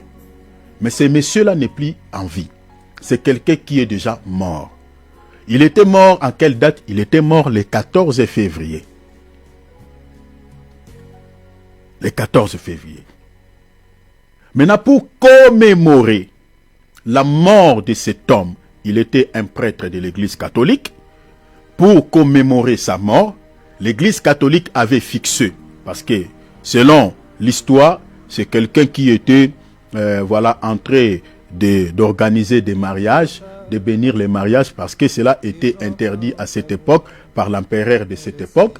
Alors lui, il bénissait entre guillemets, parce que c'est une histoire, hein, on dit, je crois même dans l'histoire, ceux qui racontent cette histoire, ils utilisent le conditionnel, ils n'affirment pas. Hier, pourquoi les gens utilisent le conditionnel? Parce que la vérité en soi, personne ne les connaît. Mais nous avons quand même une date où on dit que le monsieur était mort le 14 février. Alors, selon l'histoire, on dit que ce monsieur organisait, ou organiserait, que je le mets au conditionnel, les fêtes, il bénissait les mariés en catimini, alors que cela était interdit. Alors, il a été tué, persécuté aux autorités de cette époque. Et du coup, pour commémorer sa mort, comme il était mort le 14 février, l'église catholique avait mis en place une fête à sa mémoire. Donc, c'est-à-dire le 14 février, la fête de Saint-Valentin, c'est une fête commémorative c'est-à-dire commémorative à l'honneur de ces messieurs Saint-Valentin qui étaient décédés à cette date. C'est-à-dire, on parlait de l'anniversaire d'un décès, on parle de l'anniversaire posthume. C'est ça le 14 février. Et pourquoi on doit s'habiller rouge? Oh, la couleur rouge dans la Bible, quand on parle de couleurs, dans la Bible, les couleurs ont, c'est-à-dire, il y a des explications par rapport aux couleurs. Regardez par exemple, ici je vais vous expliquer quelque chose en passant. Regardez par exemple ceux qui sont dans la Kabbale juive. Si cet homme de Dieu-là qui est dans la Kabbale juive va prophétiser par exemple lors d'une réunion, selon les esprits qui travaillent avec ces gens, selon quelques textes que nous avons lus également de cette pratique, l'homme de Dieu, pour que les esprits qui travaillent, qui sont les esprits qui sont dans ces domaines de la Kabbale, de cette magie, qui accompagne cette magie, l'homme de Dieu doit s'habiller, utiliser des habits de la couleur bleue. La couleur bleue. Parce que la couleur bleue, selon l'explication de ces pratiques, c'est pour la prophétie, c'est pour les esprits qui aiment cette couleur. Parce que vous ne pouvez pas travailler avec ces esprits-là si vous portez un habit qui a une autre couleur. Donc si vous portez un habit de la couleur rouge, c'est pour les sacrifices. Si vous portez, l'homme de Dieu porte l'habit de la couleur jaune, c'est pour la richesse, pour bénir. Donc les couleurs, même dans la sorcellerie, dans la magie exotérique, ce sont des signes. Il y a des esprits qui aiment ces couleurs-là. Donc il y a un pourquoi. Alors même dans la Bible, si vous lisez, quand on parle de la couleur, si vous lisez par exemple l'Apocalypse 6, on parle d'un cavalier qui sort, qui avait la couleur noire, du premier cavalier, le deuxième cavalier qui avait, d'abord on parle de la couleur blanche, et puis la couleur rouge, la couleur noire, et puis la couleur pâle. Ces couleurs-là dont on parle de ces cavaliers, ce sont des prophéties bibliques, il y a les pourquoi. Pourquoi le premier cavalier il est sorti portant la couleur blanche, le deuxième cavalier portant la couleur rouge. Donc les couleurs sont significatives selon la parole de Dieu. Donc quand l'Église catholique choisit cette date, et puis ils obligent aux gens de porter un habit de la couleur rouge, il y a un pourquoi. La couleur rouge c'est la couleur du sang, la couleur rouge c'est la couleur de la mort. Donc c'est-à-dire c'est ça l'esprit qui accompagne cette fête. Parce qu'on est en train de célébrer un anniversaire d'un décès de quelqu'un qui est mort. Donc forcément, c'est tout un culte qu'on est en train de rendre d'abord à un mort. Et forcément, il y a des esprits des morts qui vont accompagner cette fête. Voilà pourquoi les gens doivent porter un habit de la couleur du sang ou de la couleur de la mort. Parce que quand on parle de la couleur rouge de la Bible, ça parle de la mort.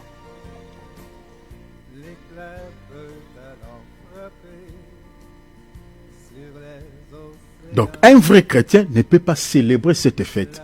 C'est une fête dédiée à un mort. Parce que la Bible nous interdit dans la Bible, nous interdit de pouvoir être en contact avec les morts. On ne peut pas célébrer l'anniversaire d'un décès de quelqu'un qui est mort. Non. Non. C'est ça Saint-Valentin. Il y a des esprits qui sont libérés qui accompagnent cette fête. Et ce sont des esprits des morts. Mais vous allez voir ces jours, il y a certains chrétiens, certains hommes de Dieu qui se tapent des lix, ils portent des habits couleur rouge, ils célèbrent Saint-Valentin. Alors qu'ils n'ont rien à foutre avec l'église catholique. Alors que celui qui a mis ça en place, c'est l'église catholique, la grande prostituée. La fête de Saint-Sylvestre, pareil. C'est l'anniversaire d'un décès. La fête de Saint-Sylvestre, c'est ça ce qu'on appelle réveillon de Saint-Sylvestre. Ce qui se passe entre les 31 et les 1er. Qui était Saint-Sylvestre? Saint-Sylvestre était un pape qui était mort le 31 décembre 335. Donc c'est aussi une fête commémorative à l'honneur ou en mémoire de ces messieurs. C'était un pape. Donc les églises qui organisent des réveillons en cette date, je ne sais pas ces hommes de Dieu là s'ils ont compris. Parce que cette date-là, des réveillons de Saint-Sylvestre, c'est l'église catholique qui a mis ça en place en mémoire de ces papes qui étaient morts à cette date. C'est une histoire qui se trouve, il y a des documents sur Internet, vous pouvez voir ça. Donc un vrai serviteur de Dieu ne peut pas faire un réveillon de Saint-Sylvestre. Non. Parce qu'il y a des esprits qui accompagnent ces fêtes. Les esprits des morts. C'est un anniversaire des décès. C'est un culte rendu à un mort. Quand on célèbre cette fête, c'est tout un culte. On est en train de rendre à un mort.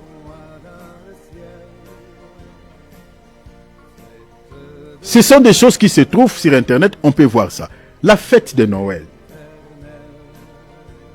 La fête de Noël, ce n'est pas une fête que, de manière officielle, c'est l'Église catholique qui a mis ça en place au IVe siècle, après la mort de tous les apôtres de Jésus-Christ.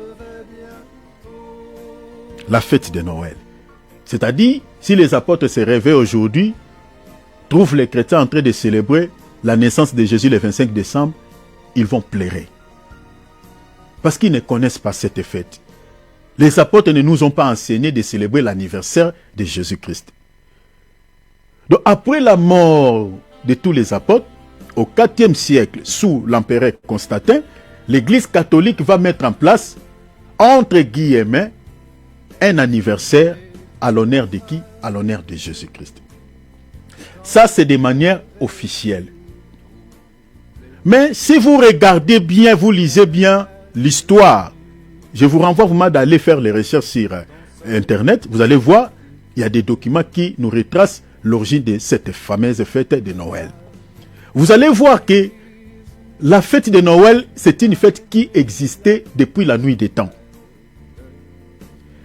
Les nations païennes avaient l'habitude de dédier chaque le 25 décembre une fête à l'honneur de leur Dieu, de leur divinité. Prenons par exemple les Romains. Ils dédiaient une fête chaque le 25 décembre au Dieu soleil, au solstice d'hiver. C'est-à-dire, comme nous sommes ici en Europe, pendant l'hiver, au fait, la nuit se rallonge. La nuit se rallonge. Maintenant, quand l'hiver finisse, quand l'hiver termine, vous allez voir que vous remarquez que les jours se rallongent. C'est-à-dire, le soleil réapparaît de nouveau. Maintenant, c'était en cette période, quand le soleil va réapparaître de nouveau, les jours commencent à se rallonger. C'est dans cette période-là que les Romains avaient l'habitude de célébrer une fête à l'honneur du soleil. Le soleil physique, mais derrière ce soleil, en réalité, c'était un culte rendu à Satan ou à un démon. Pourquoi? Parce que 1 Corinthiens chapitre 10, si vous lisez le verset 19, la Bible dit qu'une idole n'est pas quelque chose, mais une idole c'est un démon, une idole c'est le diable. Lisez ces versets, vous allez voir ça. Donc c'est-à-dire, tout culte ou toute fête dédiée à une idole, c'est une fête qui est dédiée à l'honneur de Satan. Donc c'est comme Noël. Donc Noël, c'est quand on dit Noël, c'est l'anniversaire de Jésus, ça ce n'est que une couverture que l'Église catholique a placée. Mais en réalité, la date du 25 décembre, c'est une date qui est dédiée au solstice d'hiver. Parce que, bibliquement, Jésus n'était pas né le 25 décembre. Vous lirez toute la Bible, vous trouverez nulle part où on fait mention de la date de la naissance de Jésus. Il n'y en a pas. Et si vous regardez les symboliques dans la Bible, quand Jésus était né, si vous regardez les temps auxquels Jésus était né en plein été. Ce n'était pas en hiver. Les signes qui nous retracent cela, parce que quand Jésus était né, si vous lisez Matthieu chapitre 1, on voit, Matthieu chapitre 2, on voit les bergers étaient dehors avec leurs animaux. Or, en hiver, en Europe, ici, si vous allez dans les campagnes, vous trouverez que les bergers ne sont pas dehors. Les animaux, que ce soit les bergers, sont souvent dans des maisons. Ils gardent leur bétail dans des maisons. Parce que c'est l'hiver, il fait très froid. Ils ne peuvent pas rester dehors. Ils ne peuvent pas laisser aussi leur bétail à l'extérieur. Mais quand vous lisez la Bible, vous verrez que à cette époque en Israël, les bergers étaient à l'extérieur avec leurs animaux. Donc forcément, Jésus était né soit au printemps, soit en été. Donc cette date qu'on a collée au Seigneur le 25 décembre, que Jésus était né le 25 décembre, c'est quelque chose monté de toutes pièces et qui vient de l'ennemi, qui vient tout droit de l'enfer. Donc les chrétiens qui célèbrent la fête de Noël, entre guillemets, comme naissance de Jésus-Christ, ces chrétiens-là doivent se repentir parce que c'est un culte rendu à un Dieu inconnu. Ils doivent se repentir parce que dans la Bible, nulle part, vous trouverez même une seule mention que les chrétiens des églises primitives célébraient la naissance de Jésus. Il n'y en a pas. Alors, la fête de Noël, c'est une fête qui est associée à plusieurs choses. Plusieurs choses, parmi lesquelles nous avons l'arbre de Noël, ce que vous appelez communément sapin de Noël. Et il y a aussi les cadeaux, est associé aux cadeaux. Et puis, beaucoup de choses, voilà, qui accompagnent. Il y a aussi les dieux mamans qui accompagnent cette fameuse fête. Parce que il y a l'argent qui circule en période de cette fête. Il y a des business qui se font derrière ça. Dans les dieux mamans, il y a également l'excès de table. Les gens mangent, voilà, en excès même pendant cette période. Donc il y a tout qui accompagne cette fête qui sont en opposition de la parole de Dieu. Mais j'avais parlé ici de l'arbre de Noël. Bien aimé, la Bible dit dans Ecclésiaste chapitre 1 verset 9, il n'y a rien de nouveau sur la terre. Quand vous voyez quelque chose dans ce monde qui vous semble être nouvelle, peut-être c'est nouvelle parce que tu l'as vu ce jour-là. Mais si vous vérifiez bien, vous lisez certains documents, vous trouverez que ce n'est pas nouvelle. Ce sont des choses qui ont existé déjà.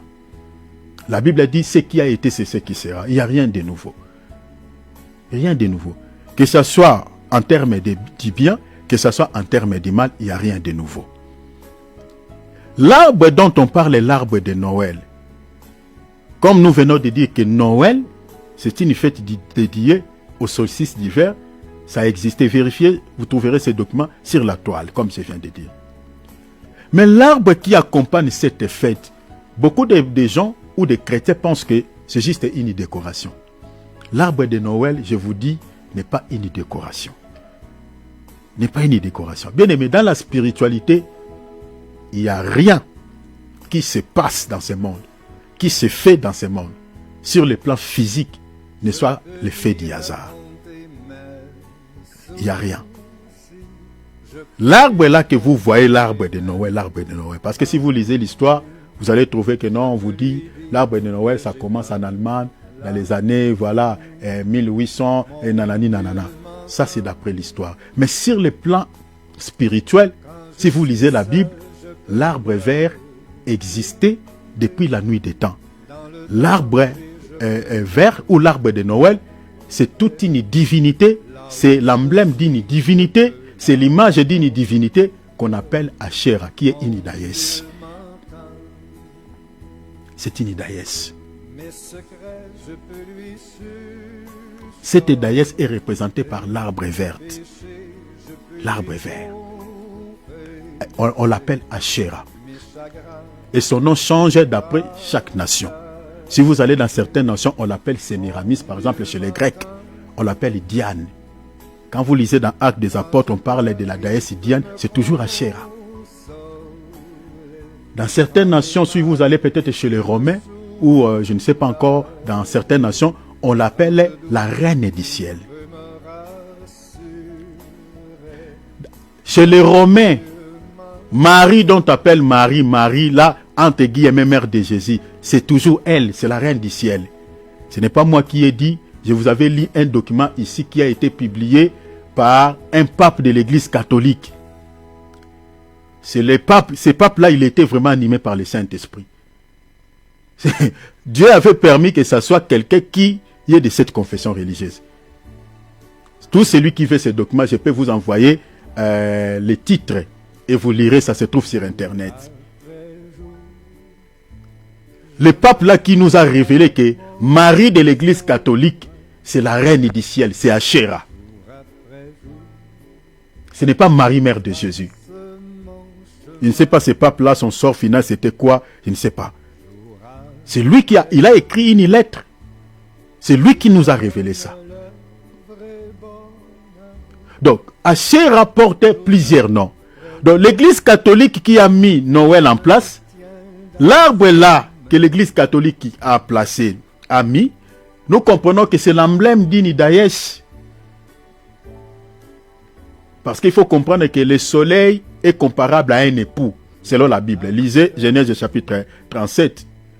Et partout où on parle d'Achéra, on parle aussi de son mari. Vous voyez, le mari d'Achéra, c'est Baal. C'est Baal.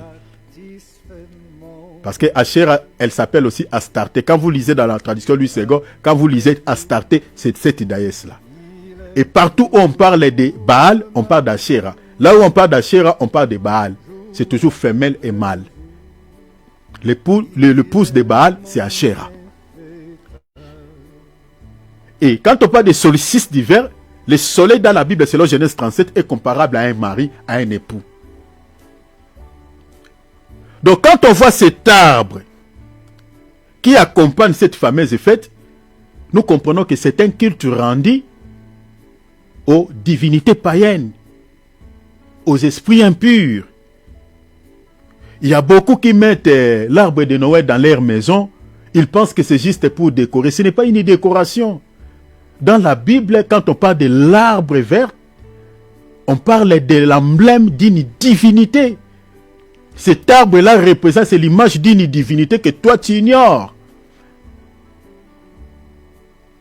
Ce n'est pas par hasard qu'on a mis cet arbre. L'Église catholique impose aux gens de pouvoir célébrer cette fête avec cet arbre. Ce n'est pas par hasard. C'est l'emblème d'une divinité que vous ignorez. Mais dans la Bible, on l'appelle Achéra. Hein? Regarde, je vous lis un texte. Si vous lisez, par exemple, 1 Roi chapitre 14, on nous parle de l'emblème d'Achéra. Car il se bâtit, 1 Roi 14, 23, car il se bâtit aussi des olliers avec des statues et des emblèmes d'Achéra. Et quels sont ces emblèmes? On dit sur toutes les hautes collines et sur tous les arbres verts. Est-ce que vous avez vu ça? C'est ça l'emblème d'Achéra, l'arbre vert. Lisez encore Deutéronome 12:2. Lisez encore Deutéronome 16:21. Lisez, utilisez la traduction Observal 1996. Ça c'est écrit noir sur blanc. Dans la traduction Louis II, on parle d'Astarté. Mais c'est toujours Achéra. C'est cette déesse. Donc, les chrétiens doivent se repentir de cette fameuse fête de Noël, parce que c'est un culte rendu au solstice d'hiver, un Dieu, le Dieu des Romains, le Dieu païen, un Dieu des nations païennes. Alors tout celui qui veut le document dont je parlais tout à l'heure, qui nous parle de Marie de l'Église catholique en tant que reine du ciel, celui qui veut ce document, vous pouvez lire ce document qui se trouve sur Internet, Regina Caeli. C'est un pape qui a écrit ces documents, un pape de l'Église catholique. Donc lisez ce document, vous trouverez ça. Alors, si vous lisez ce document, vous allez voir, il y a tous les détails dans ces documents, tous les détails. Lisez également Jérémie chapitre 17, versets 1 à 3. Vous allez voir ici, il y a une sentence que Dieu réserve à toutes ces personnes qui adorent Achéra. Je vous lis, il y a une sentence, il y a un jugement. Donc il faut que vous puissiez se repentir de ne pas pouvoir mettre cet arbre dans vos maisons, parce que déjà vous serez visités par les esprits qui accompagnent cette fête, parce que c'est l'emblème d'un démon. Achéra, c'est un démon. Les gars, je vous lis ici, Dieu est en colère même, il dit, de Jérémie 17, 1 à 3, le péché de Juda est écrit avec un birin de fer. On parle de péché, avec une pointe de diamant. Il est gravé sur la table de leurs cœurs et sur les cornes de leurs autels. Comme ils pensent à leurs enfants, ainsi pensent-ils à leurs autels, à leurs images d'Achéra. On parle de l'image d'Achéra auprès des arbres verts. Est-ce que vous avez vu ça? Auprès des arbres verts. Le Seigneur dit comme ils pensent à leurs enfants. Ils pensent également à leurs autels. Les autels de qui? Les images d'Achéra, cette déesse, on dit, et auprès des arbres verts. Donc c'est-à-dire, Achéra est représenté par cet arbre. Alors le Seigneur dit ici, est en colère. Il dit, et sur les hautes collines, je livrerai au pillage ma montagne avec ma campagne. Tes richesses, tes trésors et tes olliers à cause de tes péchés sur tous ton territoire. Donc il y a une sentence qui est réservée à toutes ces personnes qui adorent cet emblème, qui vénèrent cet emblème. Les gens qui pensent que c'est une décoration. Alors, Père Noël, j'avais dit que le Père Noël qui y est associé à cette fameuse fête n'est pas juste aussi une décoration ou une image.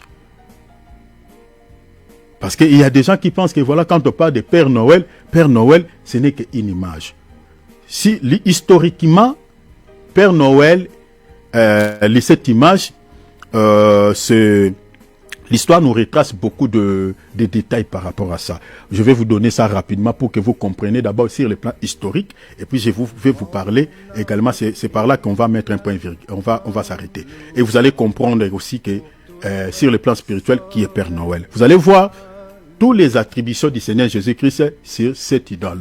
Parce que Père Noël, sur le plan spirituel, c'est une idole. Je vous donnerai tous les détails avec des versets bibliques. Les attributions de notre Dieu se retrouvent chez Père Noël. Donc ce n'est pas un hasard, ce n'est pas juste une caricature de Coca-Cola. Non. C'est toute une idole. Alors, historiquement, le Père Noël, je lis d'après l'histoire, trouve son origine dans l'Église catholique. C'est toujours la grande prostituée. C'est pour cela que vous allez voir que cette église, Jean avait vu l'image de cette église dans les visères dans Apocalypse 17. On parle de la colère de Dieu qui va être déversée sur cette assemblée. C'est une église, mes bien-aimés, apostate, qui va entraîner des milliers de gens en enfer. Beaucoup de soucis que nous avons, beaucoup de choses, parmi les fêtes, tout, c'est l'église catholique qui a mis ça en place. Et ça ne remonte pas aujourd'hui. D'après, lisez l'histoire, il y a des documents sur la toile. Alors, historiquement, le Père Noël trouve son origine dans l'église catholique, à partir de la figure de Saint Nicolas. Toujours des saints. Ce sont des gens qui sont morts. Pas de Saint Sylvestre, de Saint Valentin, Saint Nicolas. C'est là où vient l'image, ça c'est d'après histoire, vient l'image de Père Noël, Saint Nicolas. Un évêque né au 3e siècle, donc si vous voulez vers 270 après Jésus-Christ, à Pantara, à Turquie actuelle, et décédé le 6 décembre 343 à Myre, toujours à l'ancienne ville située également dans l'actuelle Turquie. Alors, regardez ce que ce document dit. Le Père Noël tel que nous le connaissons est une fusion de différentes traditions principalement inspirées de Saint Nicolas. Donc c'est une fusion. Et vous allez découvrir, je vous donnerai quelques petits détails de ces fusions, comment Père Noël est devenu tel que nous la connaissons aujourd'hui. C'est-à-dire, ça n'a pas commencé comme ça, petit à petit. Parce que le diable savait que si j'introduis cette idole directement comme ça, les gens vont me repérer. Comme il est le prince des ténèbres, il devait aller mollo pour imposer cette idole aux nations, à toutes les nations, de pouvoir l'adorer. Mais en réalité, celui qui est adoré, le Père Noël, c'est le diable. Mais regardez maintenant, je vous retrace la fusion, comment cela est devenu tel que nous la connaissons.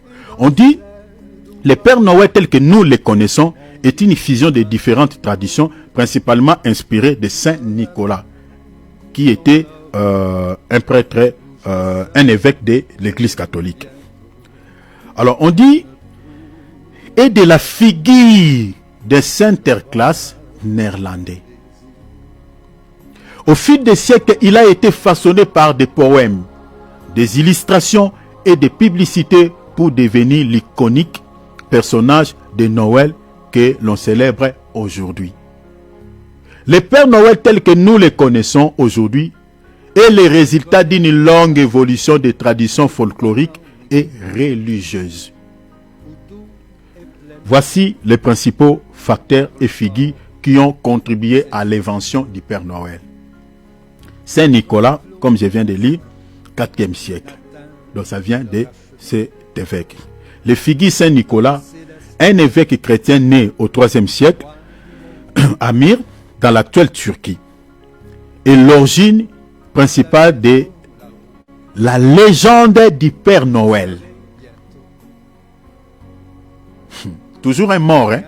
Vous voyez, tout, ça va vers les morts. Toujours un mort, Nicolas qui est mort. Donc le Père Noël que les gens appellent Père Noël, en réalité, c'est Saint Nicolas, parce que ça vient de lui d'après histoire. Vérifiez, il y a des documents sur la toile. Saint Nicolas était connu pour sa générosité. Vous voyez l'image de Père Noël? Il est généreux envers les enfants. Générosité, notamment envers les enfants. Vous voyez là où vient l'idée de Père Noël. Envers les enfants et les pauvres. Au fil des siècles, son histoire et ses miracles se sont mêlés aux traditions populaires et il est devenu un saint patron des enfants. Après, les gens avaient changé son appellation, on l'appelait saint patron. Les célébrations à son honneur, notamment le 6 décembre, ont influencé la figure du Père Noël. Maintenant, on nous retrace maintenant quelques détails ici. On parle maintenant de Sinterklaas qui était un néerlandais. Pays-Bas, 18e siècle. Nous sommes au 18e siècle. La tradition de Saint-Nicolas a été apportée en Amérique par les colons néerlandais au 18e siècle. Aux Pays-Bas, Saint-Nicolas est appelé Sinterklaas. Donc Sinterklaas n'est pas si autre personne, si ce n'est que Saint-Nicolas qui est Père Noël. Cette figure était représentée comme un homme âgé vêtu d'un manteau rouge, portant une mitre et une crosse, une mitre si vous voulez, hein, le chapeau, on a pape balata, évêque balata, qui a pointé, ça le triangle, on a mitre, et puis une crosse, c'est ça, nzeto basimba kana likolo na ngweza loko la crochet munene. Donc pour ceux qui ne savent pas, donc croche. Donc et on représentait comme ça Père Noël vêtu d'un manteau rouge et puis il détenait quoi? Il portait un chapeau mitre, hein, qui se ressemblait aux évêques parce que Père Noël vient de Saint-Nicolas qui était un évêque. Donc Saint-Nicolas portait ce chapeau-là. Donc du coup, comme l'idée vient de Saint-Nicolas, donc on a placé aussi un chapeau comme ça, un mitre, vous voyez, comme Saint-Nicolas sur la tête de Père Noël, et puis il détenait une canne, cette canne-là qui a un crochet tout en haut. Alors, et puis on dit quoi?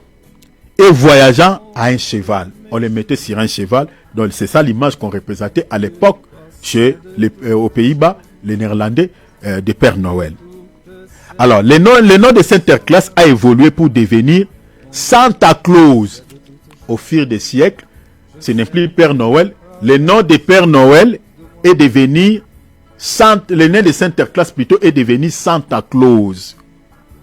Or, le nom de Santa, en anglais, l'anagramme de ce nom, c'est ça ce qui donne naissance au nom de Satan. Parce que toutes les lettres qui se trouvent, c'est Santa Claus, c'est ça ce qui donne le nom de Satan. C'est l'anagramme de Satan. Vérifiez tous ces noms. Il y a S, il y a A, N, T, A. C'est l'anagramme de Satan. Vous voyez la malice de l'ennemi? Père Noël, on dit aujourd'hui Père Noël, mais le nom de Père Noël, vérifiez ça sur Internet, même sur YouTube, vous allez voir que le Père Noël, il s'appelait Santa Claus. Or, Santa, c'est l'anagramme de Satan. Vous voyez comment les gens adorent l'ennemi par l'inconscience, sans se rendre compte. Vous voyez? Alors, on nous parle encore de celui qui avait encore ajouté du piment pour modifier l'image de Père Noël. On nous parlait de Clément Clark Moore. En 1823, nous sommes en 1823, on nous parle de ce monsieur qui s'appelait Clément Clark Moore. On dit l'un des éléments clés de la transformation de Saint-Nicolas en Père Noël moderne vient du poème A Visit from Saint-Nicolas. Visit from Saint-Nicolas. C'est-à-dire, il y a un poème que ce monsieur Clément Clark Moore qui avait fait un poème, qui avait cartonné à l'époque. On dit quoi? On parlait de A Visit from Saint-Nicolas. Donc, pour ceux qui ne savaient pas, si vous regardez, bon, je lis d'abord le texte, on dit plus connu sous le nom de Der Night Before Christmas, écrit par Clément Clark Moore en 1823. Ce poème présente un Père Noël jovial, voyageant dans un traîneau tiré par des renets, et décrivant des habitudes de travail plutôt la veille de Noël. Donc, il y avait des gens qui ajoutaient toujours des éléments Ces gens-là, forcément, c'était animés par l'esprit du diable, envoyé par l'ennemi pour modifier cette image pour que ça soit tel que nous la connaissons. On parle encore de Thomas Nast, fin du 19e siècle. On dit, illustrateur Thomas Nast a joué un rôle important. Lui, c'est lui qui avait travaillé, qui avait fait le travail de finition de Père Noël que nous la connaissons. Qu'est-ce qu'il avait fait? On dit, illustrateur Thomas Nast a joué un rôle important dans la popularisation de l'image moderne du Père Noël. À partir de 1863, il a commencé à dessiner le Père Noël dans les magazines, notamment pour les Harper Wilkie. Harper Wilkie était un célèbre magazine américain publié en 1857 à 1916. C'était une magazine qui avait cartonné. Hein, c'était comme certaines émissions que nous connaissons aujourd'hui qui sont que les gens comme des séries télévisées, tout ça. Alors, cet magazine américain, c'est par là que l'image de Père Noël avait maintenant fait le tour du monde. Ces messieurs avaient fait, des pubs, avaient modifié cette image, voilà. Alors, on dit quoi? Ces illustrations ont contribué à forger l'image d'un Père Noël jovial, compile avec une barbe blanche, lui il a ajouté barbe blanche, et vêtu d'un costume rouge. À part ces messieurs, je vais vite, Coca-Cola 1930, Coca-Cola, pour vendre ses produits, ça c'est sur le plan physique, l'image du Père Noël a encore été consolidée dans les années 1930 grâce à Coca-Cola. En 1931, l'entreprise a lancé une série de publicités mettant en scène un Père Noël, dessiné par l'artiste Adon Sundblom, qui correspondait parfaitement à l'image actuelle, l'image que nous avons actuelle.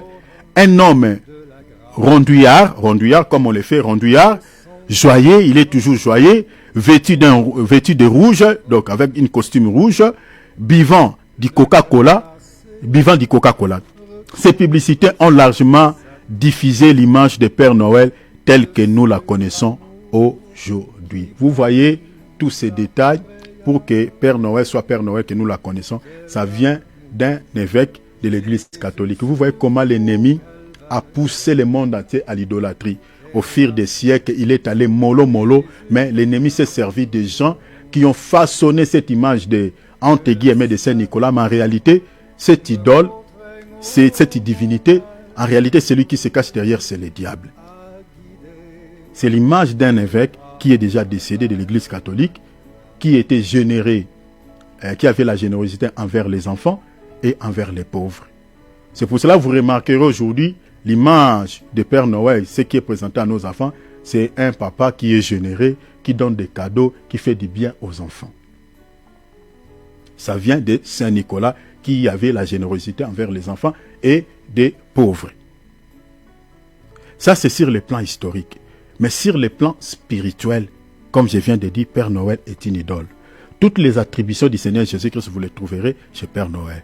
Voici à la manière dont on a subtilement remplacé Jésus-Christ par Père Noël. C'est l'opposant de Dieu. C'est l'adversaire de Christ. Jésus-Christ est Dieu, éternel, sans âge. Il n'a pas de parents et pas d'enfants. Si vous lisez par exemple l'épître aux Hébreux, on dit quoi? Il a été sans père. Hébreux 7.3. Il a été sans père, sans mère, sans généalogie. N'ayant ni commencement, ni jour, ni fin de vie, rendu semblable au Fils de Dieu. Il demeure sacrificateur pour toujours. Hébreux 7.3 comme je viens de dire. Père Noël est éternel, sans âge, il n'a ni parents, ni enfants. On nous présente un père qui n'a ni parents, ni enfants. Voilà, il a parcouru des siècles, des générations et des générations jusqu'à nos jours. Donc, il se ressemble. Parce que si vous regardez Ésaïe, je crois, chapitre 12, le diable voulait se ressembler à Dieu. Le diable veut toujours être égalé à Dieu.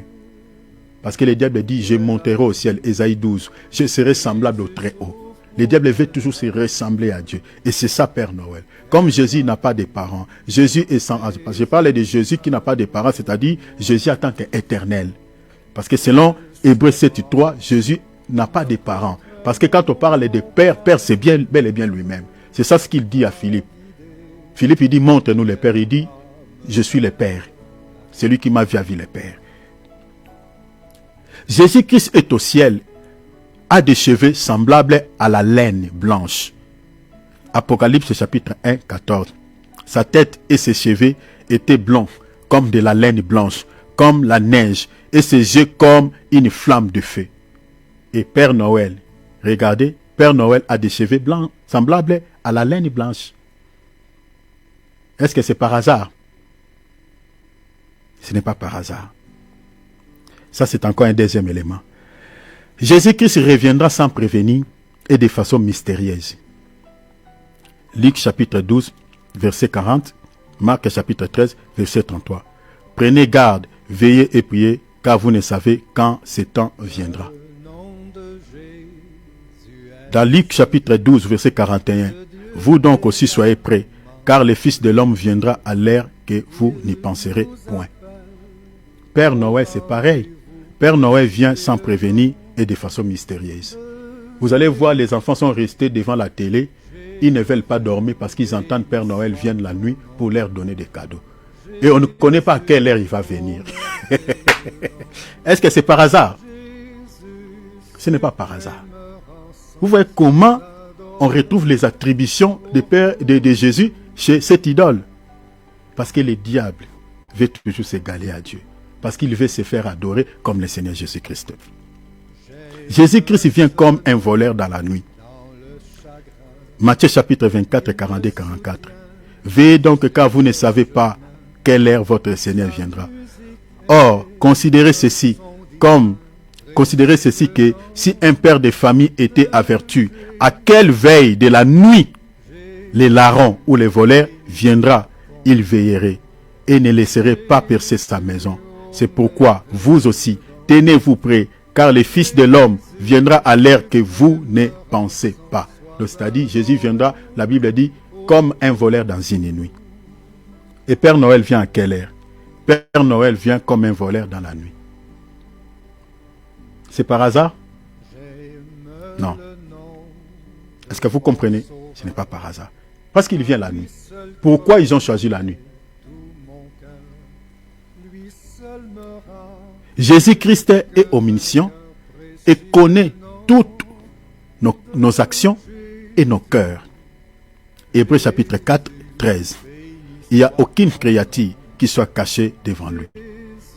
Mais toutes choses sont à nu et entièrement découvertes aux yeux de celui auquel nous devons faire face. Il connaît tout. Il connaît les moindres détails qu'il faut de nos cœurs. Si vous lisez, la Bible dit dans 1 Jean chapitre 3 verset 20, Dieu est plus grand que notre cœur et il connaît toutes choses. Maintenant, qu'est-ce qu'on dit par rapport au Père Noël?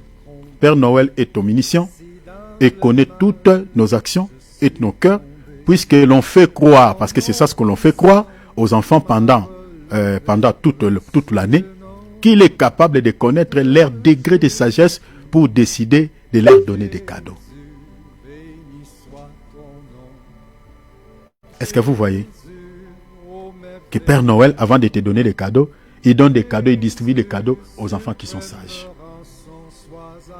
aux enfants qui sont intelligents. C'est-à-dire, Père Noël peut connaître les degrés de la sagesse et de l'intelligence de l'enfant. C'est par hasard, nous disons non. Jésus-Christ est omniprésent. Oui. Hébreux Psaume chapitre 139, 7 à 10. Oui.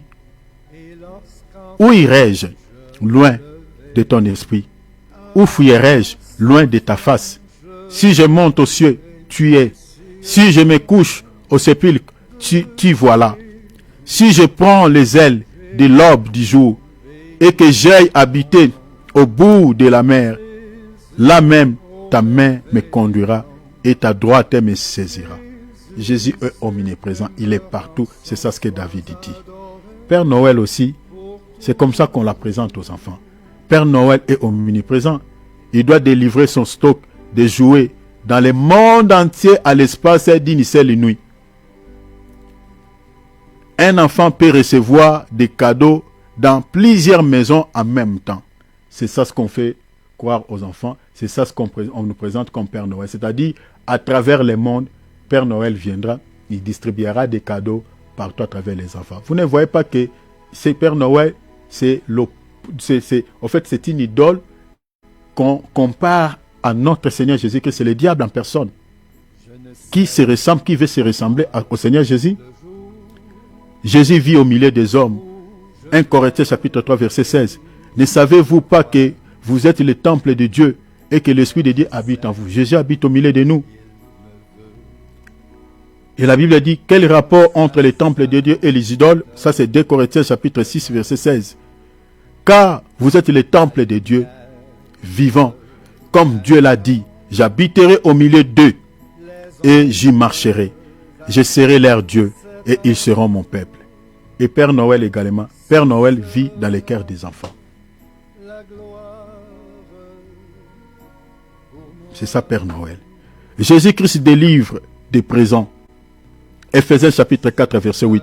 C'est pourquoi il dit, étant monté en haut, il a amené captifs une multitude de captifs et il a distribué des dons aux hommes. Père Noël délivre des présents. Il fait des cadeaux. Noël, c'est ça le symbolisme de Noël. On distribue des cadeaux. Père Noël distribue des cadeaux.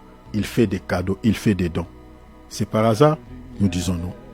Alors, l'existence des petits Pères Noël est une fable présentée comme la vérité.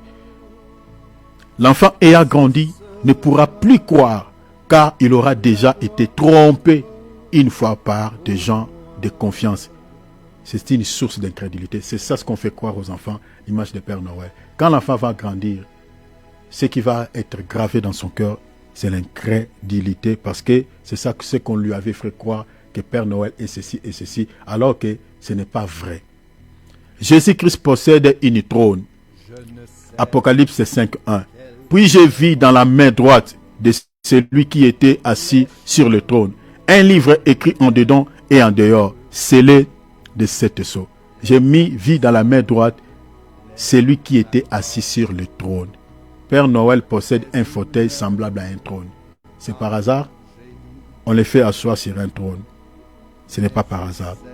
Jésus-Christ s'adresse aux enfants à qui il demande de l'approcher. Marc 10, 14. Et Jésus ayant vu cela, en fit un dîner. Il leur dit, laissez venir à moi les petits enfants et ne les empêchez pas, car le royaume de Dieu est pour ceux qui les ressemblent. Père Noël s'adresse principalement aux enfants. C'est par hasard. C'est pour ça que je vous dis que Père Noël, c'est une idole. C'est une idole. Jésus-Christ demande aux enfants d'obéir à leurs parents. Ephésiens 6.1. Enfants, obéissez à vos parents, selon le Seigneur, car cela est juste. Père Noël demande aux enfants d'obéir aux parents. C'est ça ce qu'on fait croire aux enfants. Tu dois obéir à vos parents. C'est par hasard, nous disons non. Jésus-Christ est éternel, désarmé. Malachie chapitre 3 verset 5. Et j'approcherai de vous pour le jugement et je me hâterai de témoigner contre les enchanteurs, contre les adultères et contre ceux qui jurent faussement, contre ceux qui retiennent les salaires dits mercenaires, qui oppressent la veuve et l'orphelin, qui font tort à l'étranger et qui ne me craignent pas, et dit l'Éternel des armées. Il est l'Éternel des armées. Père Noël règne sur une communauté de lutins, guignols, fées, esprits de la nature et autres créatures des ténèbres. Jésus-Christ est prince de paix. Isaïe 9, 5. Car un enfant nous est né, un fils nous est donné, et l'empire est mis sur son épaule. On l'appellera l'admirable, le conseiller, le Dieu fort, le Père d'éternité, le prince de la paix. Père Noël est un symbole de paix. Toutes les communautés respectent la trêve de Noël. Toutes les communautés. C'est pour ça que vous allez voir, lors de la célébration de cette fête, même quelqu'un qui ne vous cause pas comme moi, il y a quelqu'un qui ne me cause pas, mais les jours de cette fameuse fête de Noël, il m'avait envoyé quand même me souhaiter des meilleurs vœux. Voilà, des trucs comme ça. C'est ça l'esprit qui accompagne Noël. C'est un moment de paix. Jésus-Christ est celui qui juge et qui distribue des récompenses. Colossiens chapitre 3 verset 24. Sachant que vous recevrez du Seigneur la récompense de l'héritage, car vous serez Christ, le Seigneur. Et Apocalypse chapitre 22 verset 12, on dit, oh voici je viens bientôt et j'ai mon salaire. J'ai mon salaire avec moi pour rendre à chacun selon ce que ses œuvres auront été. Père Noël juge les actions des enfants pour distribuer ses récompenses. C'est ça l'image de Père Noël. Il ne s'agit pas de coïncidence. Le Père Noël est une grossière caricature de Jésus-Christ. C'est ça Père Noël. Est une grossière caricature de Jésus-Christ, une idole. Le but recherché par l'ennemi depuis la nuit des temps est d'être semblable au Très-Haut. C'est ça Ésaïe 14, 12, 15. Te voilà tombé du ciel, astre brillant, c'est-à-dire Satan, fils de l'aurore, tu es abattu à terre, toi le vainqueur des nations. Tu disais à ton cœur, je monterai au ciel, je lèverai mon trône au-dessus des étoiles de Dieu. Je m'assiérai sur la montagne de l'Assemblée, à l'extrémité du septentrion au nord. Je monterai sur le sommet des nuées. Regarde ce que le diable dit. Je serai semblable au Très-Haut. Je serai semblable au Très-Haut. C'est ça le souci de l'ennemi depuis la nuit des temps. Il veut se ressembler au Seigneur. Alors pour finir, comme je viens de vous dire, ce qui a été, c'est ce qui sera. Et ce qui se fait, c'est ce qui se fera. Il n'y a rien de nouveau sur la terre, dit Ecclésiaste. Je vous ai parlé de l'arbre de Noël, qui est l'emblème d'Achéra ou l'image d'Achéra. Mais Achéra marche toujours avec son époux à côté. Vous remarquerez sur l'arbre de Noël, on place quoi? Des statuettes de Père Noël. Des statuettes de Père Noël. Or, Père Noël, c'est une idole ou l'image de Baal qui est l'époux d'Achéra. Qui est l'époux d'Achéra. Juge 6, 25. Or, dans cette même nuit, l'Éternel lui dit, prends la jeune taureau de ton père et un second taureau de 7 ans et démolis l'autel de Baal qui est de ton père et coupez l'emblème d'Achéra qui est au-dessus. Donc partout où on parle de Baal, on voit cette Daesh. Donc ce n'est pas par hasard quand vous voyez sur l'arbre de Noël, vous voyez aussi de l'autre côté ou sur cet arbre, vous voyez des statuettes, des petites statuettes de Père Noël qui dansent. C'est ça l'esprit de cette fête. Donc partout où on voit Achéra, on voit également son époux. Ce n'est pas par hasard. Ce qui a été, c'est ce qui sera. Rien de nouveau. Père Noël, c'est ça l'image de cette divinité mâle. Et on nous présente l'emblème d'Achéra qui est l'arbre. Et on associe l'arbre de Noël au Père Noël. C'est ça Baal avec Achéra. Ce n'est pas par hasard. Donc, nous les chrétiens, nous devons nous repentir. J'ai pris beaucoup de temps pour finir ça parce que je veux que le samedi, je puisse parler sur les fêtes de l'Éternel et les fêtes rabbiniques. C'est pour ça que je vais finir avec le fête dédié que les païens dédient à leur Dieu. Donc, bien aimés, nous devons nous repentir de cette fameuse fête de Noël. Cette fête de Noël, c'est une fête diabolique. Ça n'a rien à voir avec la fête de l'Éternel. Ça n'a rien à voir avec l'anniversaire ou la naissance de Jésus-Christ. Donc, les chrétiens qui célèbrent cette fête, vous qui êtes là, vous avez pris cette connaissance, j'ai pris suffisamment le temps de lire certains documents et de lire quelques passages de la Bible. Vous devez se repentir. Ne célébrez plus cette fête. Que ce soit les réveillons de Saint-Sylvestre, ce qui se passe le 31 décembre au 1er. Il ne faut plus la célébrer. Si dans votre église, on organise les réveillons, n'allez pas. N'allez pas. Vous n'avez pas entendu quelqu'un qui a assisté au réveillon du 30 décembre, un couple, en rentrant à la maison, sont décédés. Il y a des esprits qui accompagnent ces fêtes. Les esprits des morts. Pourquoi en période de toutes ces fêtes, il y a des sacrifices qui se donnent? Il y a plus les morts que dans les jours normaux. Parce que ce sont des fêtes dédiées aux morts. Saint-Sylvestre, c'est un mort. La fête de Noël, c'est dédié à un Dieu inconnu. dont nous devons nous repentir. Alors je m'arrête par là. Les samedis, on parlera sur les fêtes juives et les fêtes rabbiniques. Donc aujourd'hui, je m'arrête par là à ce qui concerne l'observation des fêtes païennes, les fêtes dédiées, que les païens dédient à leur Dieu. Donc je m'arrête par là. Alors, nous allons prier, ouvrons nos micros, nous allons clôturer. Alors, disons merci au Seigneur pour le temps que nous venons.